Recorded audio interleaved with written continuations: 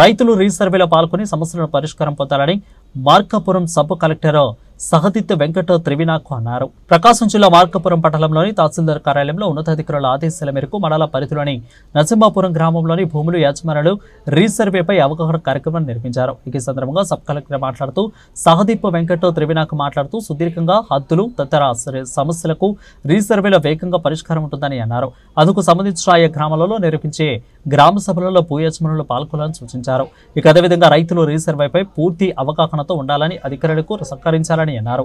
రైతులు ఇబ్బందులు పడకూడదన్న ఉద్దేశంతోనే ప్రభుత్వం రీసర్వే నిర్వహిస్తుందని అన్నారు.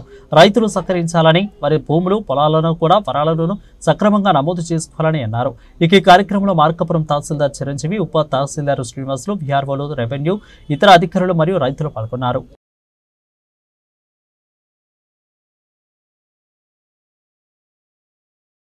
గ్రామ సభ కండక్ట్ చేయడం జరిగింది. అది కూడా నరసింహాపురం గ్రామంకిను బరగంపేట గ్రామంకి గ్రామ సభ కండక్ట్ చేయడం జరిగింది. సో అలాగే బరగంపేట గ్రామంకి వచ్చేసరికి 587 ఎకరాలు ఉన్నాయి. నరసింహాపురంకి వచ్చేసరికి 600 ఎకరాలు. అలాగే ఈ గ్రామ సభలో ఏంటంటే గ్రామ ప్రజలందరికీ తెలియజేయడం జరిగింది. స్టెప్ రీసర్వే అక్కడి నుంచి స్టార్ట్ చేస్తున్నాం అనేది. ఫస్ట్ గ్రౌండ్ ట్రూతింగ్, దాని తర్వాత గ్రౌండ్ వ్యాలిడేషన్, దాని తర్వాత వ్యాలిడేషన్ ఫెక్టరైజేషన్, దాని తర్వాత అవన్నీ ఎలా జరుగుతుంది అనేది తెలియజేయడం జరిగింది.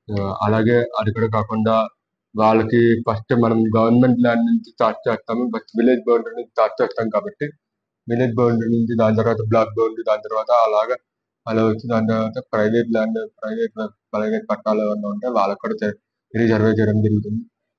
రీసర్వే జరిగినప్పుడు వాళ్ళకి కూడా తెలియజేసాము. వాళ్ళకి notice 7 days 3 days before the intimation of resurvey వాళ్ళ భూమి మీద ఎవరన్నా ఉంటే వాళ్ళకి కూడా ఆ టైంలో నోటీస్ ఇవ్వడం అనేది వాళ్ళకొక ఇస్తామని చెప్పాము. అలాగే ఎవరైనా అది కూడా ఎవరైనా ఆ గ్రామంలో ఎవరైతే గ్రామాల్లో లేరో, వాళ్ళు ఎవరైనా గ్రామం బయట ఉన్నారో వాళ్ళక్కడ గుర్తించమని, అంటే పలానా ఊర్లో ఈ గ్రామ సభలు జరుగుతున్నాయనేది